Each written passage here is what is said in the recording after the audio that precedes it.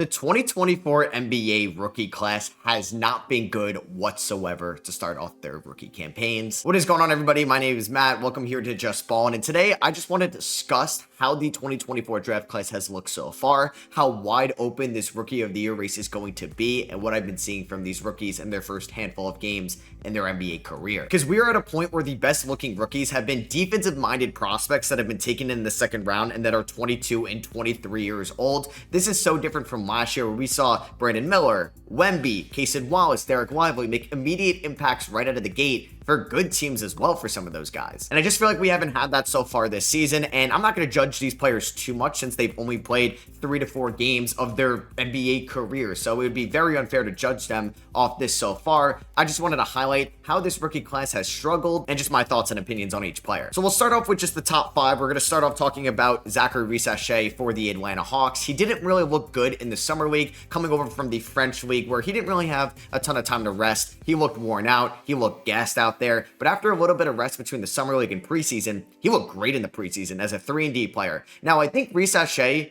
deserves more credit for what he's done on the defensive end of the floor. I think he's actually done a terrific job as an off-ball defender right away. And I'm seeing the potential that scouts were talking about when they looked at his off-ball defense, and that's why he could be in the #1 pick conversation. And that's what Atlanta found in love with when they were evaluating him as a prospect. And the shot is going to fall. He's had a very large sample size of being a good shooter. This year, though, he's shooting basically 30% from the field, 21% from 3. It is not falling whatsoever, but I think these looks are actually good, and he's playing with one of the best facilitators in the game in Trae Young, so I think he's going to be just fine going forward. We just got to see those shots fall in, a little bit more confidence, maybe get to the right spot or two a little bit more.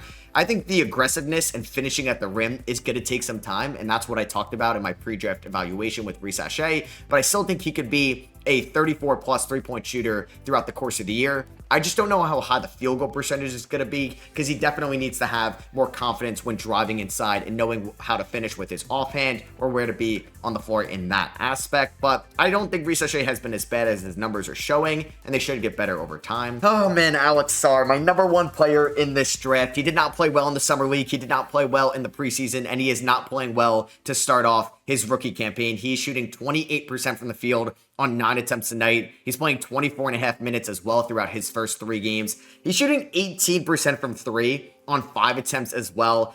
He's looked fine defensively. I think he could look better, but you could see the athleticism there. He's averaging 2 blocks a night. He's been an all-right rim protector for somebody that's still 19 years old that is coming over as a project prospect, and that's what I evaluated him as. I did not think he was going to be a great player on the first 2 years of his contract. So I think on the next 2 years of that rookie deal, he's going to be much better. He's going to grow over time. I would just like to see him be consistent with his efficiency for just like maybe a 3-game stretch for once. Like we didn't see it in summer league preseason or to start off his NBA campaign. It doesn't help that he's playing in Washington and Malcolm Brogdon's already hurt. So it's not like he's had a true leader there, but man, I would like for Alex Sarr to be a little bit better. He was my #1 prospect. I had Holland 2 and I had Sheppard 3. We'll get to those guys in a little bit. But yeah, the #1 and #2 picks out of France have not lived up to their, I guess, smaller hype for top 2 picks in a draft. So I said how this rookie of the year race is wide open, and I don't think it would be if Sheppard was on the Atlanta Hawks or the Washington Wizards or the San Antonio Spurs, because he's on a deep Rockets team right now, and they are evaluating Jalen Green's future, and they committed a lot of money to him. They're evaluating Şengün, obviously Cam Whitmore, Amen Thompson, Jabari Smith, guys that haven't received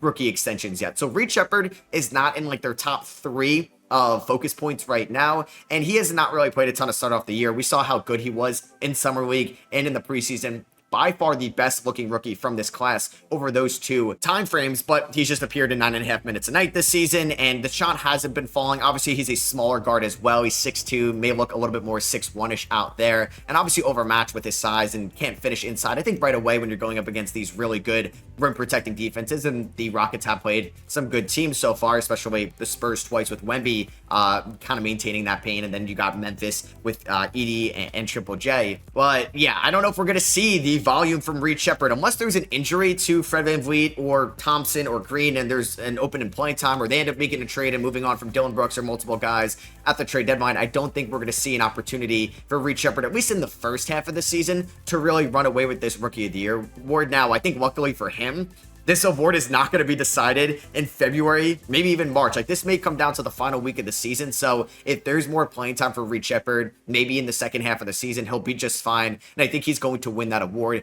if that playing time opens up. It's just, he's not going to get as much playing time as we're seeing from like the guys in Toronto, like Jonathan Mogbo and Jamal Shed. Stephon Castle isn't off to a great start either. He's played 3 games. He's shooting 35% from the field. He's yet to hit a 3 so far, and he's taken about 2 a night. He's turning the ball over a little bit as well, averaging 3 turnovers a night. And I think his actually vision out there and his playmaking has looked all right. I think he looks comfortable. He's transitioning from playing in that high-octane UConn offense over to San Antonio, and he's not going to be one of the top options like he was at UConn, because this is Wemby's team. Devin Vassell, when he comes back, it's going to be his team as well, like as the number 2 guy. But I think Castle has shown good progress on the defensive end. I think he's made some really nice passes, but the offensive shot has struggled, and that was something in my pre-draft evaluation as well. How consistent is that shot going to be? Because if he could shoot the ball like Reed Sheppard, he would have been the number 1 overall pick in this draft. But the reason why he fell to 4 to San Antonio is because the 3-point shot was wildly inconsistent last year at UConn, and we just need to see that over a stretch, because he didn't get a lot of run in summer league, and it's not going to, I think, come in the first half of this season. But he's somebody that I think is playing enough where he could also get back into those rookie of the year conversations. He's playing 21 minutes a night, and I think his defense has been solid as well. And the last guy in the top 5 is Ron Holland, who I think has shown a lot of promise on the defensive side of the floor. I think the motor's up there. I think he's hustling out there, but the shot has not looked good. And that was the thing with Ron Holland. If he could shoot the ball better, if he could shoot the ball like Reed Sheppard, if he could shoot the ball like Bub Garrington, he would have been the number 1 overall pick in this draft. He's shooting 40% from the field this year and 11% from 3. He's not turning the ball over a lot. I think he's getting some really nice rebounds, and his athleticism has been on full display. And I think his off-ball defense has probably looked a little bit better than his on-ball defense. And he's somebody that hasn't really had the greatest opportunity. He's taking about 5 shots a night. He's playing about 13 minutes a night as well. I wonder if there's going to be more minutes opening up for him over the course of the season when the Pistons realize they're not going to be a playoff team, and maybe Tobias Harris gets less minutes. Same with Tim Hardaway Jr., Malik Beasley, where they end up getting traded. We're probably going to see a larger role for Ron Holland in the second half. But yeah, his shot isn't falling whatsoever either. You could probably say the best rookie in the top 10 has been Donovan Clingan, but he's only appearing in 13 minutes a night. Obviously, DeAndre Ayton has been their starting center. He's making $30+ million a year, so it's not shocking that he is starting over Clingan, who is a rookie right now. But Kong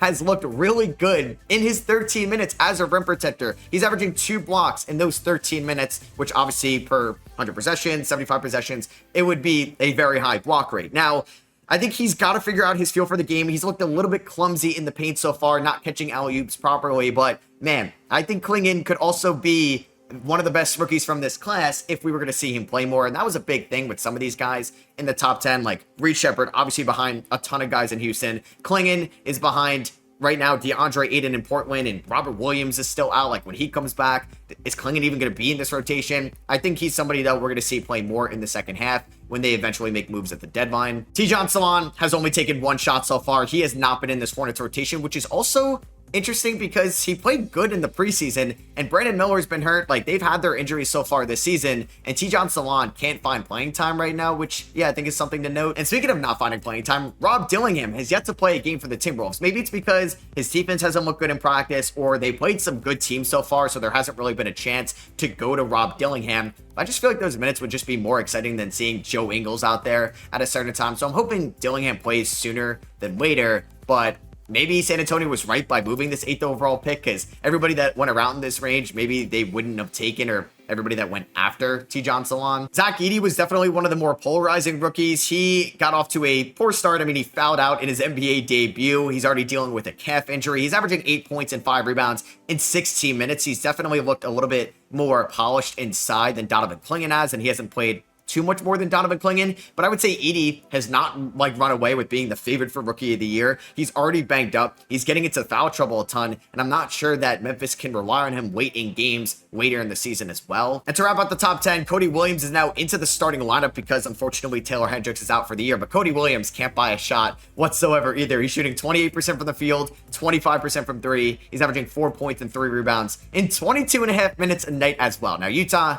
has been a disaster situation. Markkanen's banged up. Sexton has been playing poorly. Keontae George can't hit a shot whatsoever either. So he's not in the greatest environment by any means, but I would like for him to just showcase us the aggressiveness that lacked at times in Colorado. And now when your team's not playing well, there's injuries. Cody Williams, prove us wrong, ball out. We haven't seen much of Matas Buzelis. Nikola Topic and Devin Carter are both hurt. Bub Carrington did show some flashes for Washington the other night. And you could say in his 3 games, he's one of the better rookies, at least offensively, but he's shooting 37% from the field and 50% from 3.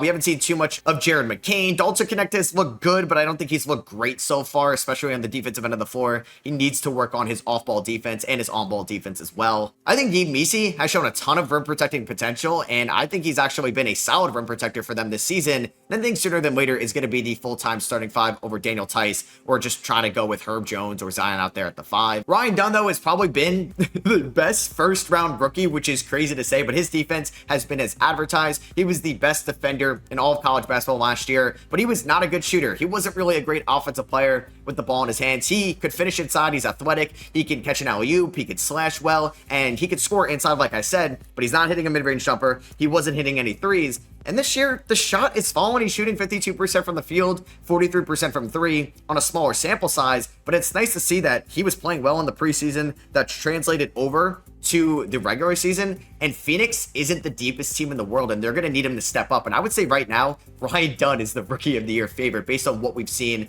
in the first week. But I feel like we've seen better from second-round picks rather than the first round. Jonathan Mobo has been given the Raptors some really good bench-warming, role-playing minutes. He's played good defense. He's hustling. And what I loved about Mobo in my pre-draft evaluation of him was his vision, and he has been a good facilitator so far. Kyle Filipowski is going to be playing a ton of minutes as well. He started for the injured Lowry Markkanen the other night for the Utah Jazz. We've seen good minutes from AJ Mitchell, but I don't think he's really going to crack the rotation for this deep Thunder squad. Jalen Wells, I think, has looked good for Memphis, and Osei Ogadora looked good in the preseason for Phoenix. I wonder if we're going to see more minutes from him, if Yusuf Nurkic really isn't going to be playing well, which I don't think he is. And Jamal Shed has probably been one of the better rookies as well. He's shooting 43% from the field, 30% from 3, pretty much what he did at Houston. And if he could stick with those numbers, they're not great, but his point of attack on-ball defense is as good as you can get from a rookie, and he has been phenomenal on that end of the floor. And funny enough, I feel like Ariel Hukporti, the last pick in this draft, 58th overall by the New York Knicks, has given them some pretty good minutes as well. But yeah, the overall thing of this, the 2024 draft class has not had the greatest start to the year. Some of these guys are hurt. Some of these guys are in horrible situations, but I think it's just something to monitor. Let me know in the comments who you think is going to win Rookie of the Year from this class. Hope you guys did enjoy. Drop a thumbs up if you did. Subscribe if you're not already, and I'll catch you guys in the next one. Peace.